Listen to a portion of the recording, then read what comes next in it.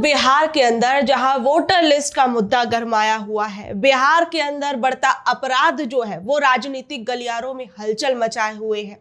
वहीं दूसरी ओर आज पीएम नरेंद्र मोदी बिहार के मोतिहारी पहुंचते हैं। मोतिहारी पहुंचने के बाद आज वो बिहार के लोगों के लिए करोड़ों रुपए की परियोजनाओं की शुरुआत करते हैं। अब चुनावों से पहले जिस तरीके से एक के बाद एक कई परियोजनाओं की शुरुआत की जाती है, वो हर आम इंसान को भी समझ में आने लगी है कि किस तरीके से जो राजनेता है या फिर पार्टियां हैं वो चुनावों से ठीक पहले ही क्यों इतनी बड़ी बड़ी परियोजनाओं की शुरुआत करते हैं। वो तब तक इन परियोजनाओं की शुरुआत क्यों नहीं करते जब वो सरकार में रहते हैं।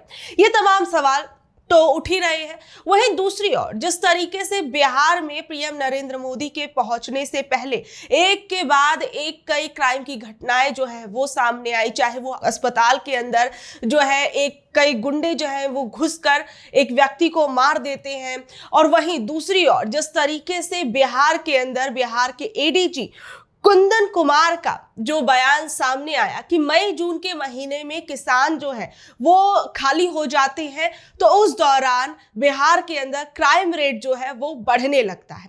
अब एक तरफ जहां एडीजी ने ये बयान दिया, वहीं दूसरी ओर बिहार के अंदर जिस तरीके से एक के बाद एक क्राइम का जो रेट है वो बढ़ता जा रहा है, उसे लेकर बीजेपी के नेता तो ये कह रहे हैं कि जानबूझकर ये साजिश रची जा रही है, क्योंकि ये चुनाव का महीना चल रहा है, तो इस चुनावी माहौल को बिगाड़ने के लिए बिहार के अंदर ऐसी चीजें की जा रही है। लेकिन अगर ऐसा आप सोचिए, ये एक बड़ा सवाल उठता है कि अगर बिहार के अंदर बिहार की कानून व्यवस्था बिगड़ रही है, अपराधी जो है वो बेखौफ हो चुके हैं, तो इन अपराधियों पर लगाम लगाने का काम किसका है? बिहार का, जहां पर आपकी खुद की सरकार है, जहां आप जेडीयू के साथ मिलकर सरकार चला रहे हैं, सब कुछ आपके हाथ में है, तो फिर आप विपक्ष पर ये ठीकरा कैसे फोड़ सकते हैं या फिर किसी और पर ये ठीकरा कैसे फोड़ सकते हैं कि कानून व्यवस्था को बिगाड़ने की कोशिश जो है वो चुनाव से पहले की जा रही है।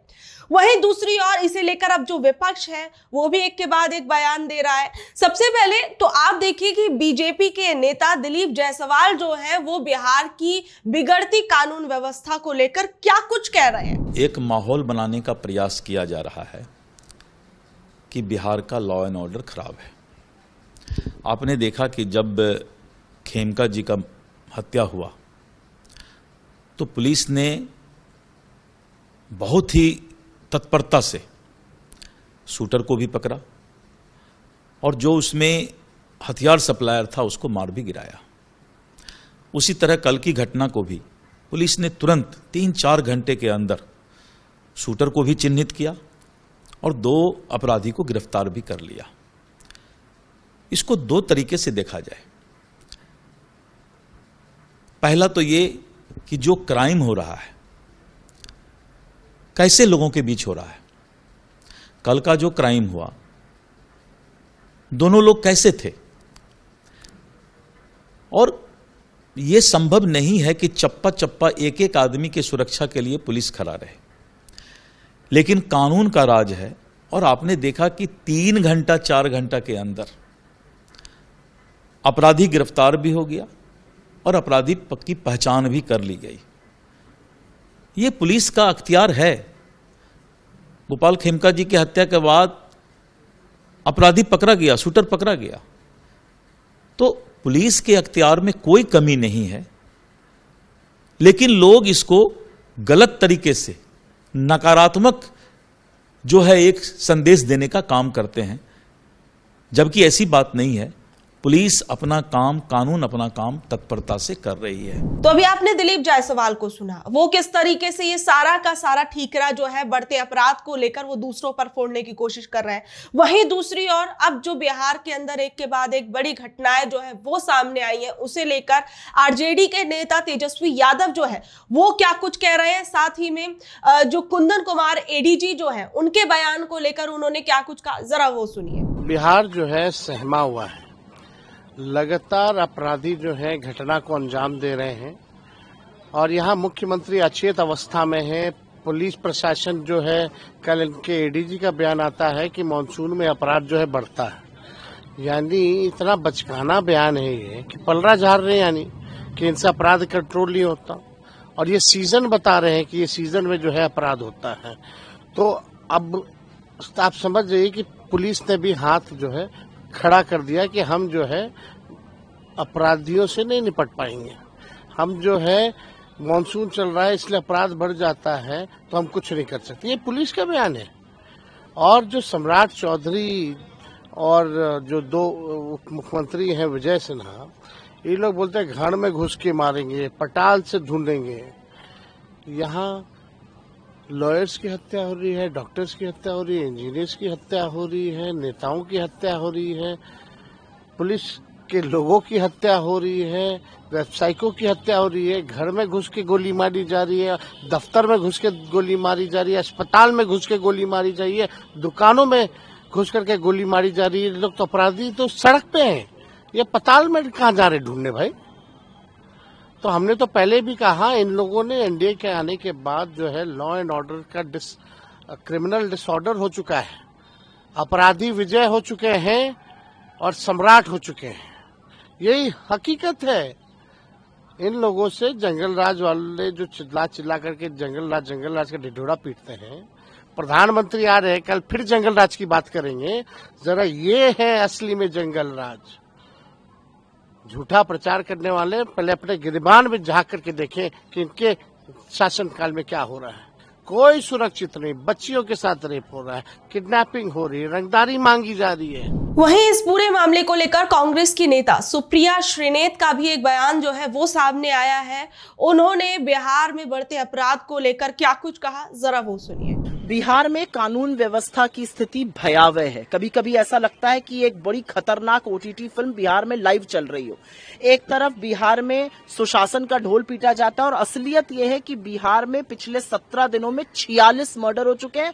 दूर दराज के इलाकों में नहीं, राजधानी पटना में जिस वीडियो का जिक्र आप कर रहे हैं, उस वीडियो में 5 लोग हथियारों से लैस होकर एक 5 स्टार अस्पताल में घुसते हैं, धुआंधार गोलियां चलाते हैं और गोलियां चलाकर बेधड़क निकल जाते हैं। उनको कानून का कोई खौफ ही नहीं है। और ये तब हो रहा है जब उसी समय बिहार में एडीजी प्रेस कॉन्फ्रेंस करके कह रहे हैं कि अप्रैल से जून में बिहार में हत्याएं बढ़ जाती हैं। भैया, मैंने शादी ब्याह, मुंडन, पूजा पाठ का समय और सीजन सुना था, हत्याओं का सीजन की बात कर रहे हैं और आला अधिकारी बात कर रहे हैं। और ये कहते कहते वो ये कह रहे हैं कि किसान खाली रहते हैं इसलिए अपराध होता है।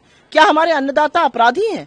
आपका कानून व्यवस्था पूरी तरह से ध्वस्त हो चुकी है और आप हमारे किसानों को, हमारे अन्नदाताओं के ऊपर ठीकरा फोड़ेंगे। बिहार में जो ये सुशासन का ढोल पीटा गया वो पूरी तरह से ध्वस्त हो चुका है और असलियत यह है कि बिहार से रक्तरंजन की और मर्डर की रोज जो खबरें आ रही हैं वो भयावह हैं और वो बिहार की ध्वस्त कानून व्यवस्था की पोल खोल रही हैं। वहीं पीएम नरेंद्र मोदी के बिहार आने और करोड़ों रुपए की परियोजनाएं लाने को लेकर बिहार के अंदर जन स्वराज पार्टी के संस्थापक प्रशांत किशोर ने क्या कुछ कहा है, जरा वो सुनिए। प्राइम मिनिस्टर साहब मोदी जी चौथी बार आ रहे हैं। हर बार पिछले 3-4 महीने से मैं यही कह रहा हूं कि मोदी जी को बिहार में ये बताना चाहिए कि हम लोग की शिक्षा व्यवस्था कब सुधरेगी। मोदी जी को ये बताना चाहिए कि बिहार से पलायन कब रुकेगा। मोदी जी को ये बताना चाहिए कि यहाँ रोजगार फैक्ट्री कब होगा ताकि बच्चों को गुजरात और महाराष्ट्र 10-12 हजार रुपए के लिए न जाना पड़े। बाकी की जो बात कर रहे हैं मोदी जी कि एक ट्रेन दे देंगे, एक रोड बना देंगे, इसकी हम लोग को जरूरत नहीं है। ये हम लोग सब अपने से कर सकते हैं। हम लोग के बच्चों के लिए रोजगार होना चाहिए, पलायन बंद होना चाहिए, 2 रुपया कम मिले लेकिन बच्चे अपने परिवार के साथ रह सके, लोग अपने परिवार के साथ रह सके, पढ़ाई कर सके, रोजगार कर सके। लोगों की ये इच्छा है। और आपने अभी सभा में देखा, मैंने पूछा भाई अगर वोट बिहार का है तो फैक्ट्री कहाँ लगना चाहिए, लोगों ने कहा बिहार में लगना चाहिए। और मैंने ये भी पूछा कि बताओ 15 साल में आप मोदी को वोट दे रहे हो बिहार के लोग, मोदी जी ने फैक्ट्री कहाँ लगाया है, बिहार में कि गुजरात में? तो हर व्यक्ति कह रहा है कि नहीं गुजरात में लगाए हैं। और फिर मैंने लोगों से पूछा कि ये आपको आगे मंजूर है, तो लोगों ने कहा ये मंजूर नहीं है, अब ये नहीं चलेगा कि आप वोट बिहार में लीजिएगा और फैक्ट्री गुजरात में लगाइएगा। बिहार में बदलाव होगा, बिहार में जनता का राज होगा, बच्चों के लिए शिक्षा रोजगार होगा। आज उस तरीके से प्रधानमंत्री नरेंद्र मोदी बिहार पहुंचे और इस बिहार पहुंचने के बाद उन्होंने जिस तरीके से चुनावों से ठीक पहले करोड़ों रुपए की परियोजनाओं की शुरुआत की है, वहीं दूसरी ओर पीएम नरेंद्र मोदी के बिहार पहुंचने से पहले ही हमने देखा कि एक के बाद एक जो है क्राइम की कई घटनाएं जो है वो सामने आई।